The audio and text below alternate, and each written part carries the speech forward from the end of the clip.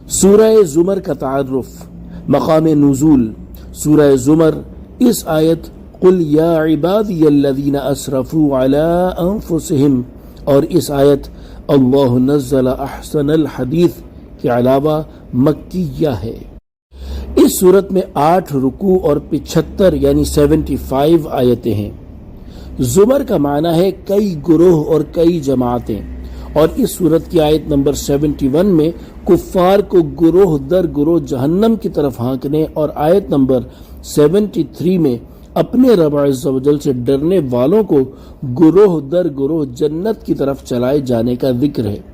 اس مناسبت سے اس صورت کا نام سورہ زمر رکھا گیا ہے۔ سورہ زمر کی فضیلت، حضرت عائشہ صدیقہ رضی اللہ تعالی عنہا فرماتی ہیں حضور پر نور صلی اللہ تعالی علیہ وآلہ وسلم اتنے تسلسل سے روزہ رکھتے حتیٰ کہ ہم کہنے لگتے کہ اب آپ افطار نہیں فرمائیں گے، اور کبھی روزہ نہ رکھتے یہاں تک کہ ہم کہنے لگتے کہ اب آپ روزہ نہیں رکھیں گے، اور آپ صلی اللہ تعالی علیہ وآلہ وسلم ہر رات سورہ بنی اسرائیل اور سورہ زمر کی تلاوت فرمایا کرتے تھے۔ اعوذ باللہ من الشیطان الرجیم، بسم اللہ الرحمن الرحیم۔ اللہ کے نام سے شروع جو نہایت مہربان رحمت والا ہے۔ تنزیل الکتاب من اللہ العزیز الحکیم۔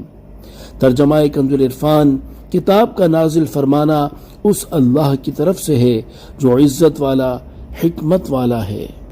تفسیر صراط الجنان، اس آیت کا ایک معنی یہ ہے کہ اس کتاب قرآن پاک کو نازل فرمانا اس اللہ تعالیٰ کی طرف سے ہے جو عزت والا حکمت والا ہے، کسی اور کی طرف سے ہرگز نہیں، جیسا کہ مشرکین کہتے ہیں کہ اسے نبی کریم صلی اللہ تعالی علیہ وآلہ وسلم نے اپنے پاس سے بنا لیا ہے۔ دوسرا معنی یہ ہے کہ یہ کتاب قرآن کریم اور خصوصاً اس مبارک سورت کو نازل کرنے والا اللہ تعالیٰ ہے، لہذا تم اسے غور سے سنو اور اس کے احکامات پر عمل کرو کہ یہ کتاب عزیز، اسے بھیجنے والا عزیز، اسے لے کر آنے والا فرشتہ عزیز، اور جس پر نازل ہوئی وہ بھی عزیز ہے۔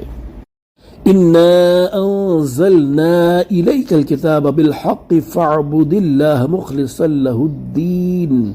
ترجمہ کنز العرفان، بے شک ہم نے تمہاری طرف یہ کتاب حق کے ساتھ اتاری تو اللہ کی عبادت کرو اسی کے بندے بن کر۔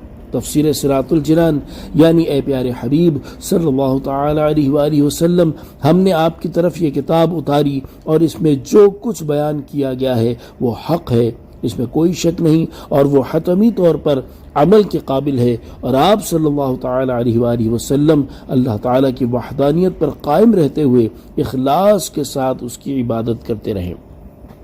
بعض مفسرین نے فرمایا کہ اس آیت میں خطاب اگرچہ نبی کریم صلی اللہ تعالی علیہ وآلہ وسلم سے، لیکن اس سے مراد آپ صلی اللہ علیہ وسلم کی امت ہے۔ اس آیت سے معلوم ہوا کہ اللہ تعالیٰ کی عبادت اخلاص کے ساتھ کرنی چاہیے کہ اس میں نہ شرک کا کوئی شائبہ ہو اور نہ ہی اس میں ریاکاری کا کوئی عمل دخل ہو۔